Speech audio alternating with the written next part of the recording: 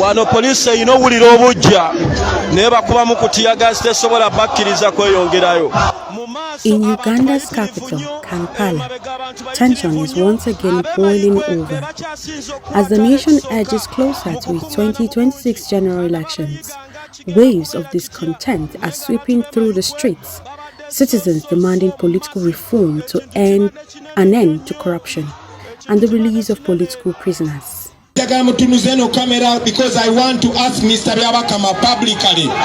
Mr. Byabakama, are we not allowed to campaign and yet we are presidential candidates? Why are some candidates allowed and we are not? Why are certain candidates allowed to campaign and we are not? What began as small peaceful marches has now grown into a symbol of frustration, a protest movement that refuses to be silenced. On Tuesday, members of the People's Front for Freedom marched to the Chief Justice's office demanding the release of opposition figures. 4 of them were swiftly arrested. Elsewhere, on one of Kampala's busiest roads, an NUP rally led by opposition leader Bobby Wine was violently dispersed.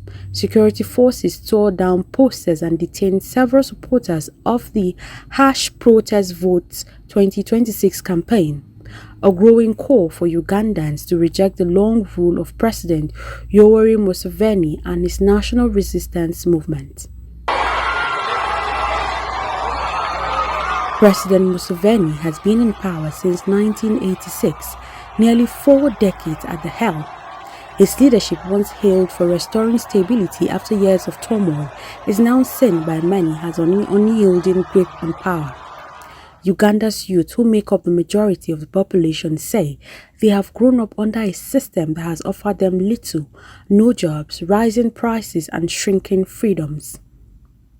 The economy is unflattering, inflation continues to climb, unemployment among young people remains high, and corruption scandals plague the government. In rural areas, food insecurity and poor infrastructure deepen public anger. But it is the government response to dissent that has drawn the strongest criticism. Right groups accuse the state of abductions, unlawful detentions and torture. According to the opposition, more than 2,000 people have been abducted since 2021. Many tried in military courts despite a Supreme Court ruling declaring such trials unconstitutional. Last week, 2 Kenyan activists attended an NUP event were abducted in Kampala, a move that has strained diplomatic ties and sparked regional concern. Human rights organizations, including Amnesty International and Human Rights Watch, have condemned the government's crackdown, calling it a pre-election clampdown on free speech and peaceful assembly.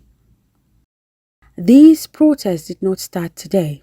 Earlier demonstrations from the Stop EACOP movement against oil pipeline funding to anti-corruption marches and teacher strikes have all set the stage for this moment. Each uprising has added a new voice to a growing chorus calling for accountability and reform. As this 2026 elections approach, Uganda stands at the crossroads between the promise of democracy and the shadow of repression.